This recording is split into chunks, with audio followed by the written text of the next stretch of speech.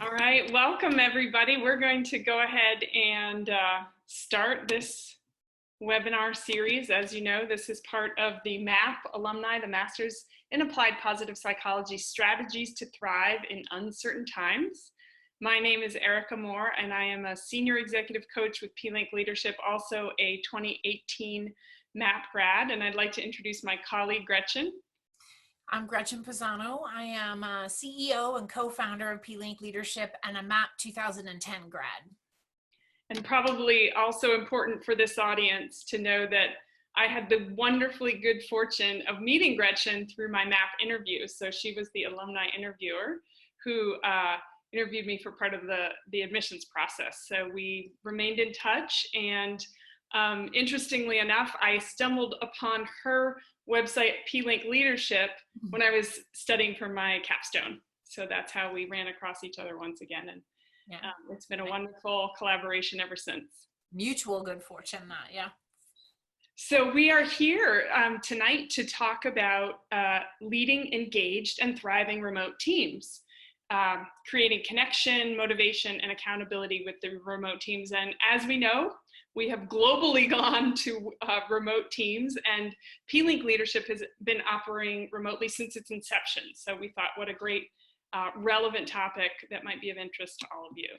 And we're going to do this in an interview format. As one of the newer members of the pLink team, I thought I would interview our CEO, Gretchen, and she can share some of her best practices around this. So Gretchen, I thought we'd start with just give us a little bit of an introduction about who you are, what and where our team is, and your experience as the leader of a remote team. Yeah, so pLink Leadership is an executive coaching and leadership development consultancy. We like to think of ourselves as we do a lot of one-to-one coaching and also leadership development. And as you said in the intro, right, we've been 100% virtual from the beginning. My co-founder and COO, Alexis Robin, actually lives close to 3,000 miles away from me in California, and we have been building pLink Leadership for the last 7 years across that distance. Our team is up to 14 people now and spans the United States and all the time zones, I think, except maybe not Mountain, Pacific, Central, and Eastern, and we do work around the globe. So deliver in person and virtually, and we've been doing that from the get-go. So I think in some ways, in a lot of ways, we were really prepared for this turn of events and the way COVID-19 has kind of shoved everything in this direction. But there have been a lot of lessons learned along the way. Absolutely. And it's been really a joy to watch you lead us through that. We're going to get a little bit more specific about COVID-19 as we go, but let's start with the practical pieces, because I think people are really struggling with this right now, and you have a lot to share, a lot of wisdom to share. Can you start with what are some best practice, just tools to stay connected when there is no office space, to stay on task and to help the team collaborate? Yeah, so I think this is actually really important in the sense that there are processes, right? The agreements that we have between the people, but there are also systems and platforms. And one of the things I think in today's world is that if you haven't adopted one of these, now is the time to do it, right? And the really great news about it is that there are some clear market leaders out there. So I think I would say don't launch a big task force, don't do a ton of research, just dip out there and say, look, what are the top 3, which ones seem to appeal, and then go for it and start getting your team on them if you're not already. So at pLink, we use Slack for our internal communication. And this completely replaced email. It literally eliminated 80% of email for us. It is the way we talk all day long to each other. It's basically the virtual office space. Zoom is what we use for all of our live interactions, whether that's a live training interaction or an internal meeting. And Asana is what we use to manage the work. And I would say, just for the sake of saying it, is that when we first started out, we didn't have Slack. That was a new adoption. We pretty immediately moved to that. And I can tell you, when I first said where we're going to do it, people cried. Like, I don't want to learn something new, But now within a couple of months, we thought, we don't know how we could have been doing what we're doing without it. And same with Asana. In the beginning, we tracked our work through Excel. you know, but Asana's just leveled that up to a whole other direction. So I really think these 3 practice tools are like the platform. You need something like this. It's not, they're not the only ones out there. There are other options. This is what works for us and works beautifully.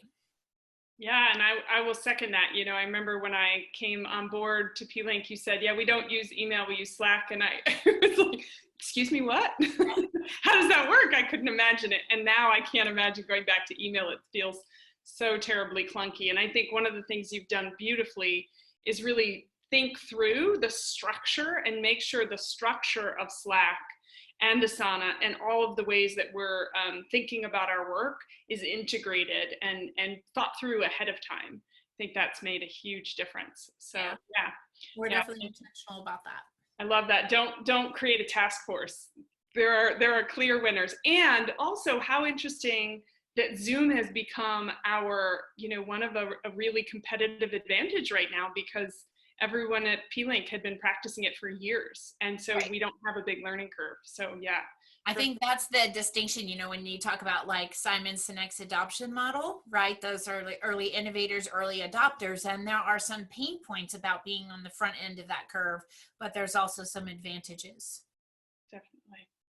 So one of the other amazing things that I have come to appreciate, and especially appreciated early on, is that you know, our corporate culture is one where we understand this idea of connection before content. So I wondered if you could share with our audience how you built some systems and processes that intentionally connect people who are geographically dispersed.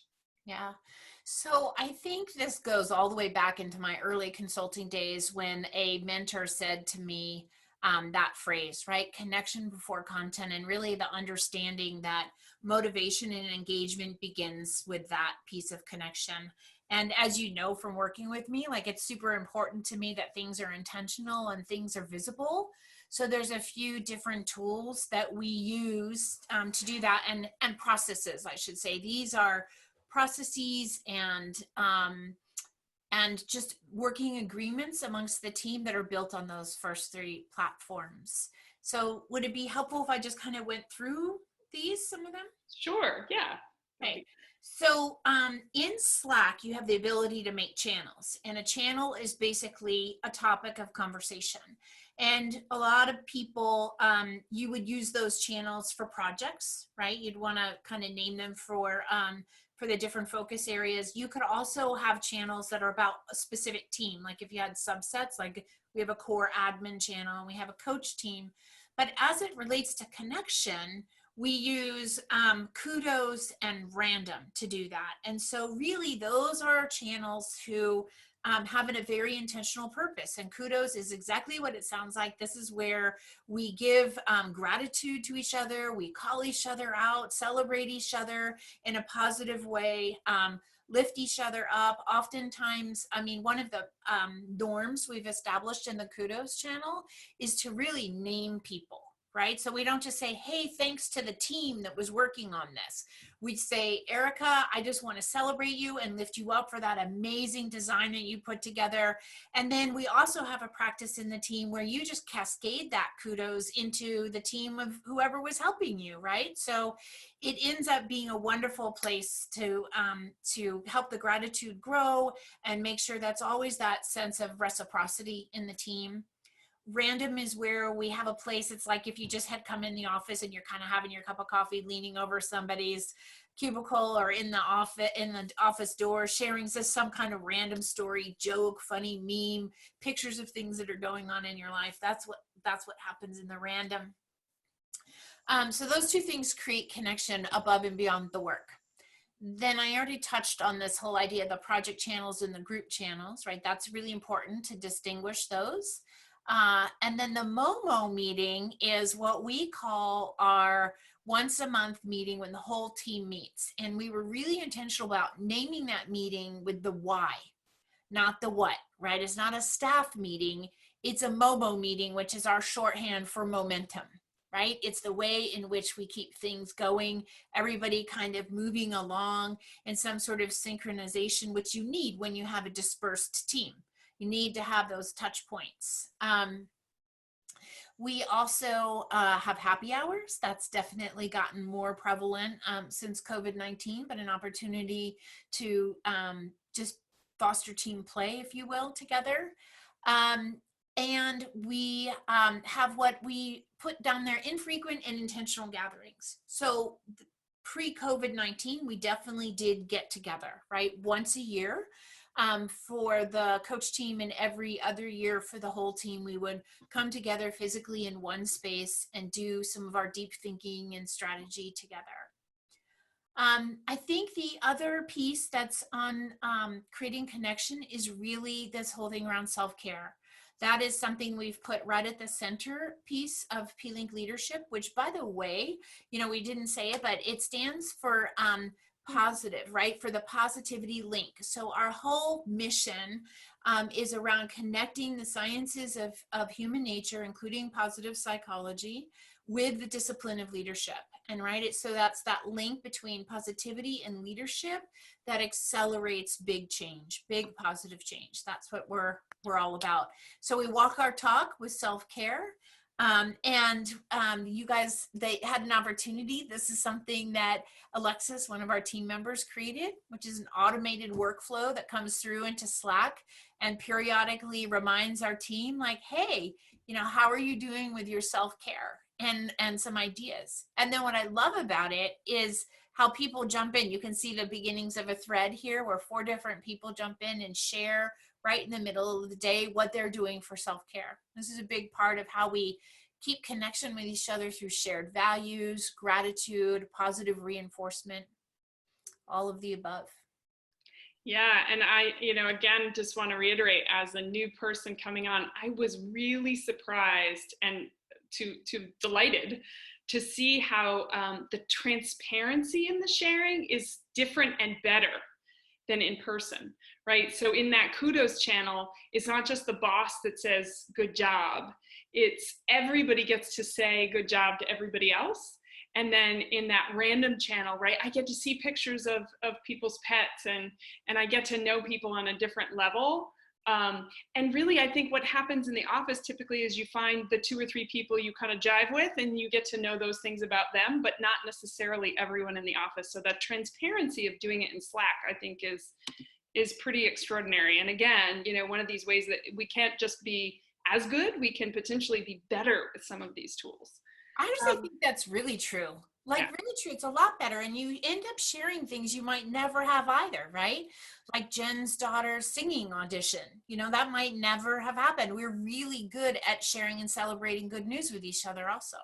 And the tough stuff too. We don't shy away from that. And then also, if you're new to a team, right? I mean, I'm not going to share in the first week I'm on a job something difficult, but I might see another colleague do that. And then I see the way that the rest of the team responds when they share something tough. Yeah. And boy, does it boost trust. It increases psychological safety. It just does so many things to sort of, create transparency around those communications and create expectations about how we do communicate to one another. And you have to love working with a bunch of coaches who are trained in how to communicate well. It's a nice plus. So one of the things that has been so inspiring, really one of the best leadership lessons I would say of my entire experience, and I spent 24 years in a military organization, is how you have led through this pandemic, Gretchen. So seeing the ways in which you really model that realistic optimism. So it's not everything's going to be fine, let's just ignore it, it's perfect. And it's not, catastrophizing either. It's just this beautiful balance of being transparent and proactive and creating grounded expectations for the team, but also being hopeful and optimistic about the future and the ability to sort of weather the global recession that's coming. Can you share some of your intentional strategies and best practices around communication and expectation setting? Yep. I think parts of this is, it would be fair to say that part of it is so hardwired for me because it connects directly to both my values and my strengths, right? So hope, optimism, and future mindedness is my #1 value. And boy, have I lived that.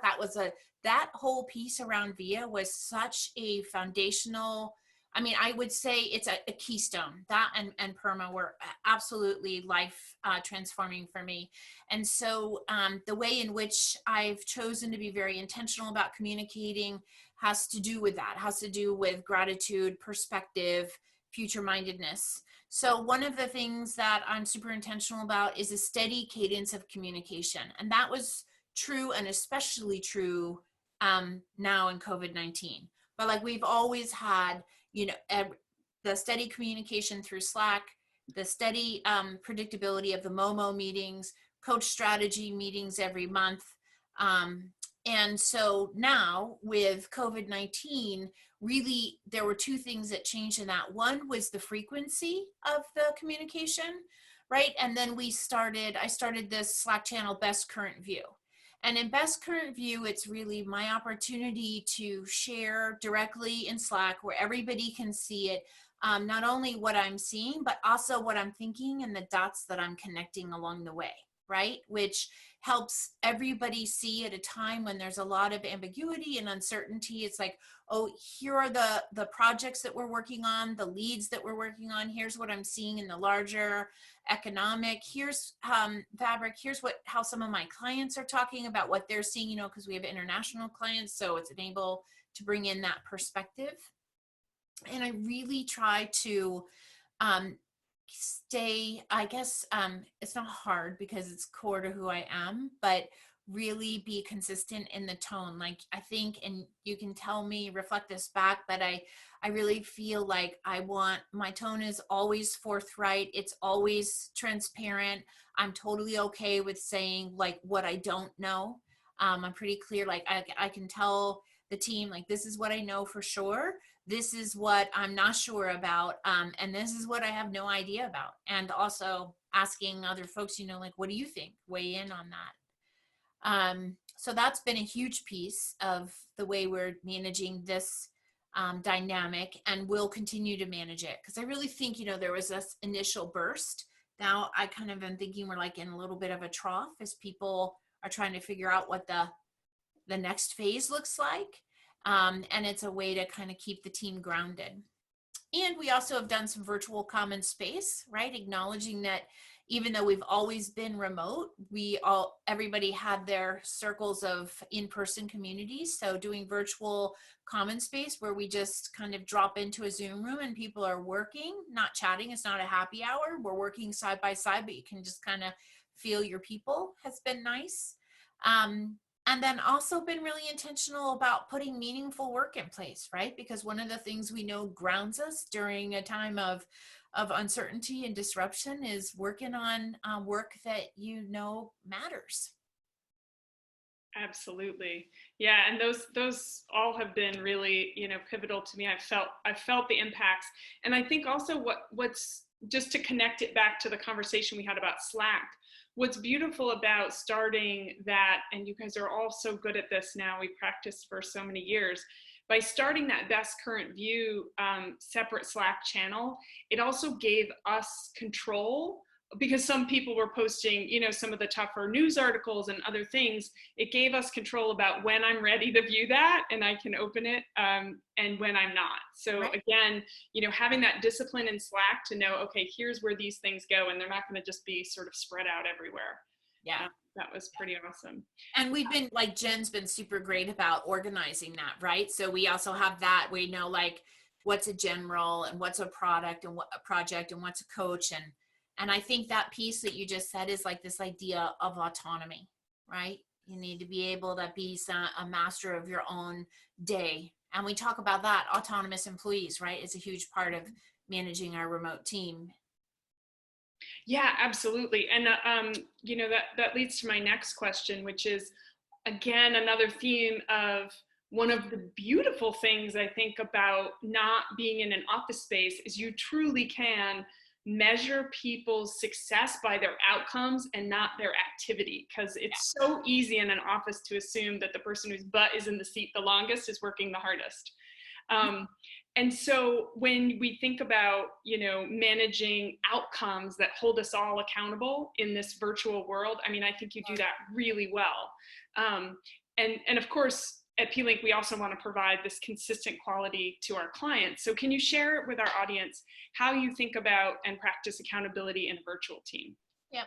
So I think there's a couple of things on that. I would say that we definitely, as we have built our team and curated the talent, we are always looking for people that are motivated by that sense of accomplishment and creating something, right? So it makes it easier when you have that shared value around outcome. And so we definitely right along with it, that ethos of autonomous employees is this expectation that we're all kind of pointed in the same direction and headed towards the same thing. Now, it's easy to say that, harder to do, right? You can hold kind of a long-term strategic goal out there, but how do you make sure that everybody is pointed in the same direction and making progress on that? So the very first thing is to be able to make that progress visible, right? So we talked earlier about Asana. That helps us lay it out like in a dashboard. And in the Momo meetings, we're talking about how are we advancing on those, meaning what is the work that's happening, what's the immediate next step, by when, who's doing it. And I would say, like, when you look at it like in a list like this, it looks very structured, but in our conversations, it's very organic. And really that Asana is up there as a backdrop, but people are talking excitedly about the work that they're doing. In addition, and this one that's up here on the screen, Paint Done, from Dr. Brene Brown's work and Dare to Lead, was a game changer for me, because one of the things about me that is that I tend to think very conceptually. I'm very far into the future oftentimes. And when I'm giving direction or when I have an idea, I'm sharing that conceptually. And I think that people are seeing it in the same way that I am. And oftentimes in the past, that it turns out that wasn't happening. So they would go and create a prototype, and I would say, no, that's not what I'm imagining. And they would say, well, if you already know what you want, then just why didn't you tell us that? And I'd say, because I don't know until I see it. But with this whole idea of Paint Done has been a way for us to have that conversation in our team, where any of us, and we all use Paint Done now, we use Paint Done in Slack, right? Where it's just like paint done, colon, and then you like describe it. Like, what am I seeing in my mind's eye? What do I know about how this is going to turn out? How do I intend to use it and with who? And then the ultimate big why, which is the impact, right? In a perfect world, when this thing is created and executed and out there in the world, here's what's going to happen, because it is. And it's been a really great way to create that shared accountability, because people are buying into the why or pushing back and saying, I don't quite see it that way, or how would that work? And it gives us a chance to have that conversation.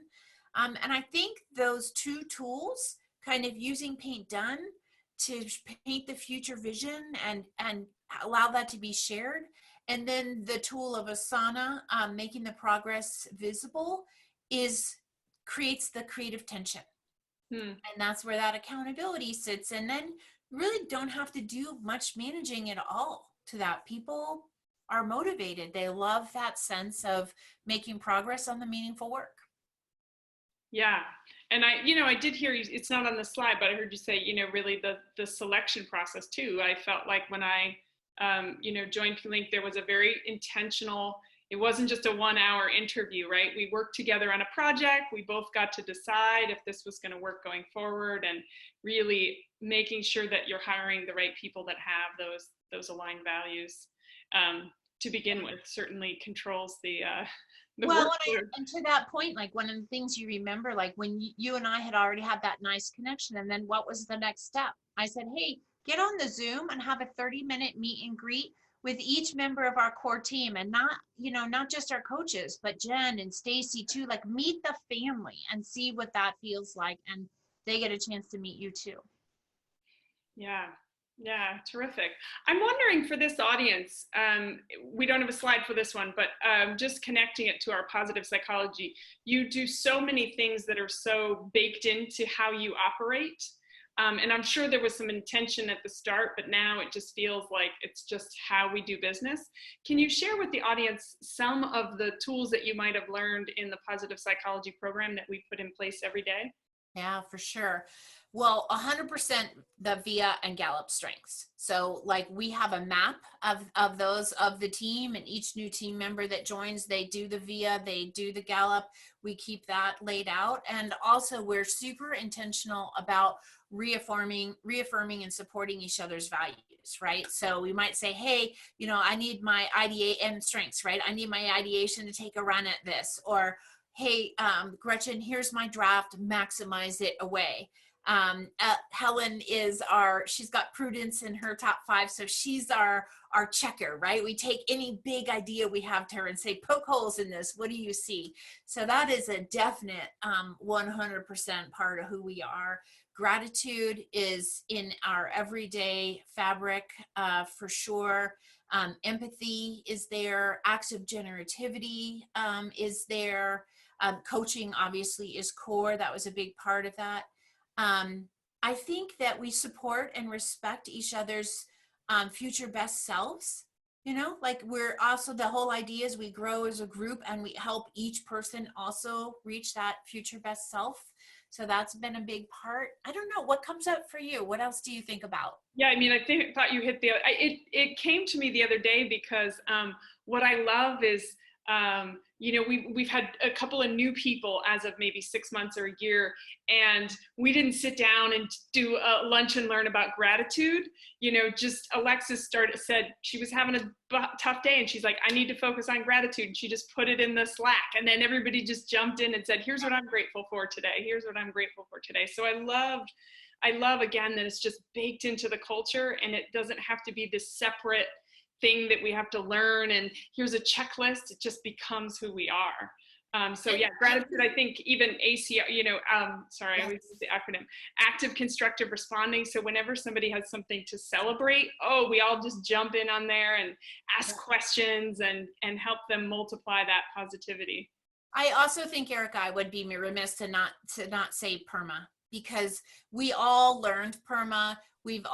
The way we think about PERMA is like this life investment strategy, right? And so we want to be distributed across those buckets, and people really paying attention to the loves of people's lives and how are they investing in those relationships, and to keeping positive emotion in there, super respectful and encouraging of people's dropping into flow or spending time with themselves, and honoring that, right? And then of course, all the work we do together is very much connected to both meaning and purpose and positive achievement. So that's been a big underpinning of the whole thing too.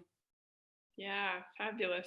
Well, I think we've got 2 more minutes. I figured we'd open it up for Q&A. Did you want to say anything first to close out, Gretchen, before we open it up for Q&A? I don't think so. I think that, you know, I guess it would just be the exclamation point on this whole idea of accountability, right? Which is that as we move into this era of people being shown how much can be accomplished virtually, and what does it mean to be a knowledge worker, and what does it mean to work remotely, it's really this idea of value being created by impact. It's not a money for minutes model anymore. It's really what is the value that's being created in the impact. And so, as this is a big part of who we are, right? When we think about what we're doing when we work with our clients, it's really about how do we help them create that positive impact in their lives and really accelerate it.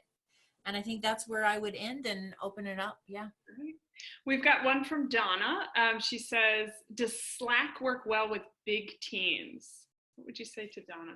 Yes. I mean, I think the question would be, how big of a team are you talking about? So I think that if you're talking about an organization, you know, of 2,000 people or bigger, then you would need to have sub teams, right? So that you would have some channels that were enterprise wide, but then you would have sub teams so that you can manage the number of channels within those.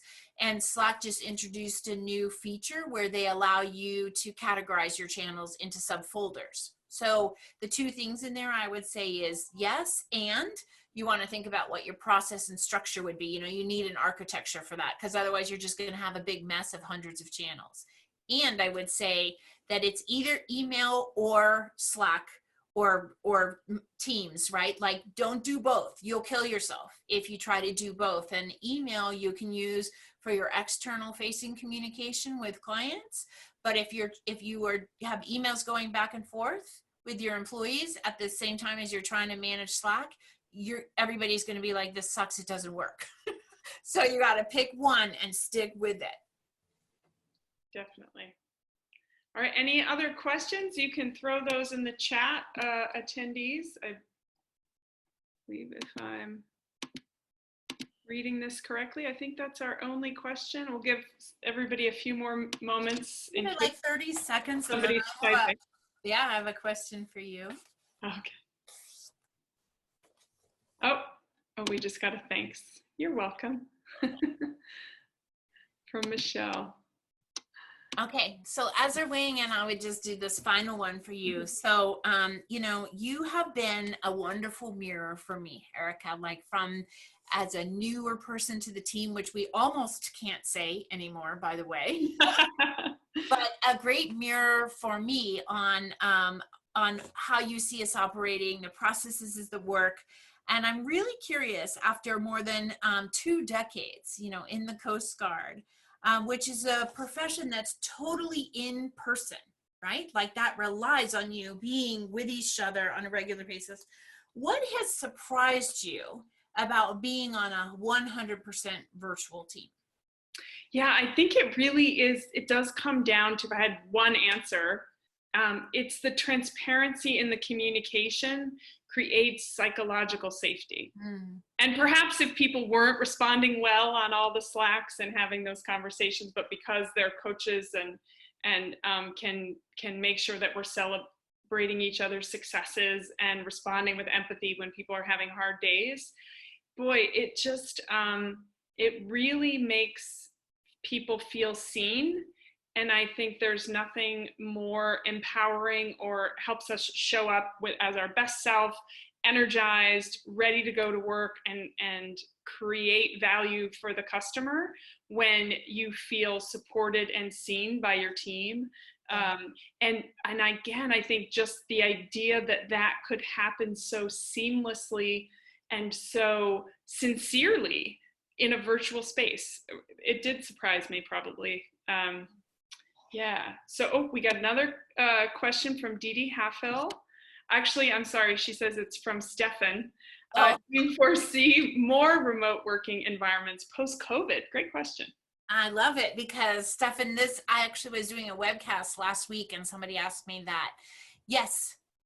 Yes, I think this is the future. You know, I think we are definitely going to see that there will be some professions, of course, that stay in person because they're service-based in a way that relies on that. However, I think there's a huge percentage of services and thought work that will absolutely and can totally go virtual. And once people are believers, right? Once they've had that lived in experience, because experience is the best teacher, that not only can it be effective, but in many ways it can be better, then I think we're really off and running.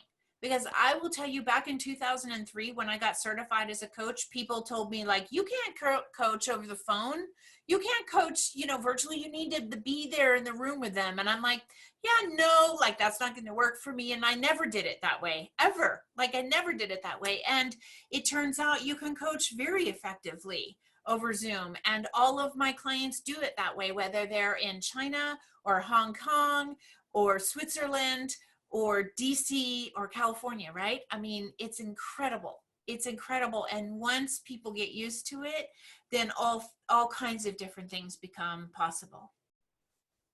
Absolutely. Yeah, great answer. Thank you, Gretchen.